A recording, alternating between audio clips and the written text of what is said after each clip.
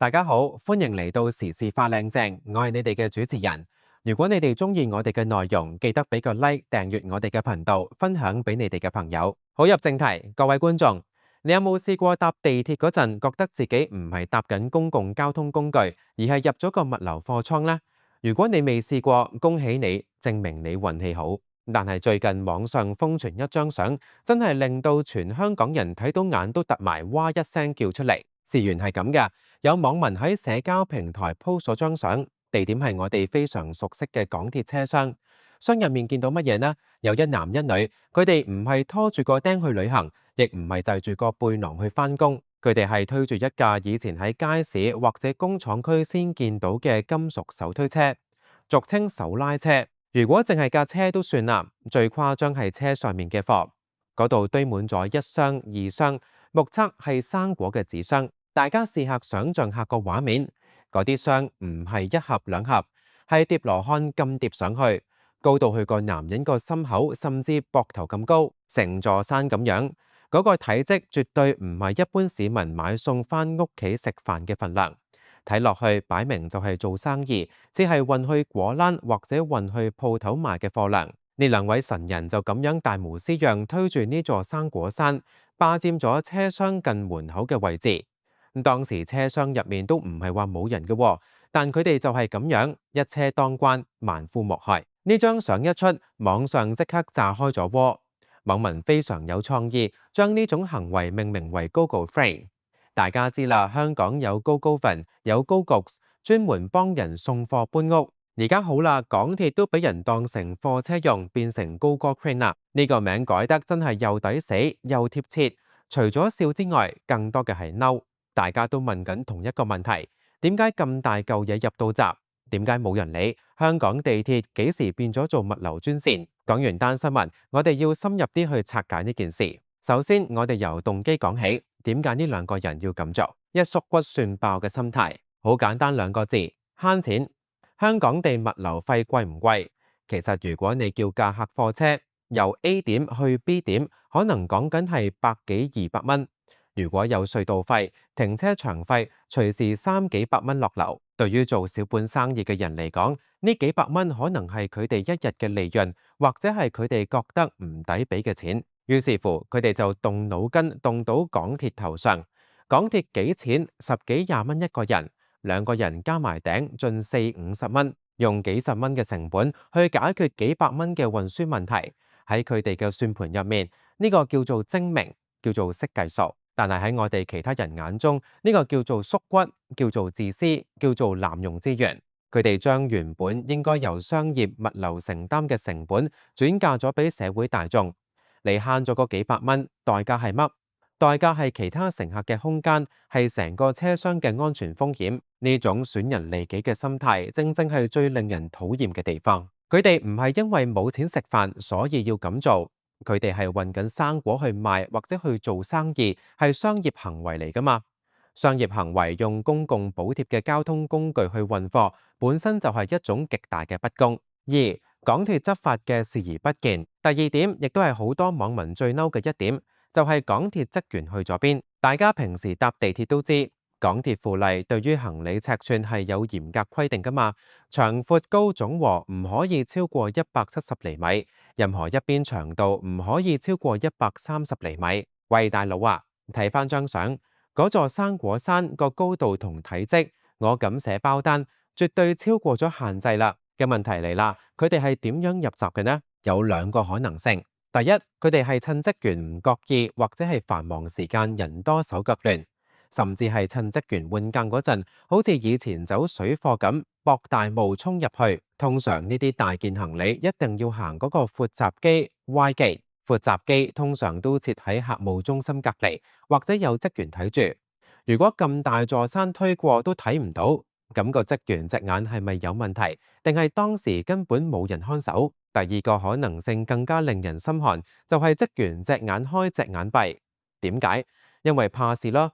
今時今日做前線服務行業，最怕係咩？最怕係同客嘈。如果你截停佢，佢隨時發爛渣，隨時賴死唔走，甚至攞手機出嚟拍你，話你歧視佢，話你阻住佢揾食。多一事不如少一事，個職員可能心諗：唉，由佢啦，反正佢入咗去又唔係阻住我，係阻住車上面啲人啫。呢種少做少錯，唔做唔錯嘅心態，正正就係縱容咗呢啲違規行為嘅溫床。你試下，如果你帶把大少少嘅樂器，或者踩架單車冇拆呢，職員即刻衝出嚟截住你啦。點解？因為你只係斯文人，你好蝦啲嘛？呢啲推住幾十箱生果嘅大叔大嬸，個樣惡形惡相，職員反而唔敢搞。呢個係咪典型嘅欺善怕惡？港鐵作為一間管理咁嚴謹嘅公司，如果連入閘呢關都把守唔住，咁所謂嘅附例只係寫俾守規矩嘅人睇嘅啫。對於嗰啲無賴根本係廢紙一張。三、安全隱患，流動炸彈。第三點分析，我哋要講下安全。好多人覺得，哎呀，阻住條路啫，行開少少咪得咯，使唔使講到咁嚴重啊？錯，大錯特錯。大家知唔知嗰架手推車上面疊到咁高係好危險㗎？地鐵行駛嗰陣會點？會加速、會減速、會轉彎，甚至如果有突發事故會緊急剎車。嗰座生果山目測係冇用繩索或者保鮮紙包得好實淨㗎喎，只係就咁搭上去。如果地鐵突然間挫一挫或者急剎，嗰堆紙箱會點？物理學話俾我哋知，佢哋會變成拋物線咁飛出嚟。想像下，如果你就企喺隔離或者坐喺附近幾十公斤重嘅生果箱由高處冧落嚟，砸中你個頭或者腳，係會受傷㗎，輕則瘀傷，重則骨折。到時邊個負責？嗰對男女會唔會賠俾你？佢哋連幾百蚊貨車錢都唔捨得俾，你覺得佢哋會買第三者責任保險咩？港鐵會唔會賠？港鐵可能會話係乘客違規攜帶過大行李引致意外，唔關我事。到最後受苦嘅係邊個？咪又係我哋呢啲乖乖地俾錢搭車嘅市民。所以網民嘲笑佢係高過 train，背後其實係一種深深嘅恐懼同無奈。因為我哋被逼要同呢啲潛在嘅危險源共處一室，而擁有公權力去制止嘅機構竟然缺席。講完制度，我想講下人。呢單新聞令我諗起以前好多關於水貨客嘅新聞。雖然我唔知箱入面呢兩個人係咪走水貨定係純粹本地運送，但個本質係一樣㗎，就係公德心嘅淪喪。香港以前係一個好講規矩、好講禮讓嘅社會。我哋細個搭地鐵，老師教我哋背囊要放前面，入閘要排隊，唔好阻住人。但係唔知由幾時開始，個社會風氣變咗，變到着數行先，自我中心。呢兩位男女推住咁多貨入車廂，佢哋個腦入面有冇一秒鐘諗過？咦，咁樣會唔會阻到人？咁樣會唔會唔好意思？我咁講係完全冇。喺佢哋嘅世界觀入面，地鐵係佢哋嘅工具，空間係佢哋嘅權利。只要佢哋俾咗錢入閘，甚至可能係用長者八達通2蚊雞添，佢哋就係大帝。佢哋唔會覺得羞恥，反而可能覺得自己好醒目。睇下我幾勁，慳翻幾百蚊運費，又快又方便，地鐵又有冷氣嘆，爽啊！當一個社會越嚟越多人抱住呢種博大霧、攞着數嘅心態，而守規矩嘅人反而覺得自己笨實，覺得自己係傻仔嘅時候，呢個社會就真係病咗啦。大家記唔記得破窗效應？即係話，如果有一隻窗爛咗，冇人整，好快成間屋嘅窗都會俾人打爛。同理，如果今日有一對男女推住生果山上車冇人捉，聽日就會有人推住雪櫃、洗衣機上車，後日可能有人喺車廂入邊擺地攤添啊！因為大家見到原來咁都得㗎，原來港鐵唔捉㗎。咁我唔做咪蝕底。講咗咁耐，係時候總結一下港鐵變貨車單新聞。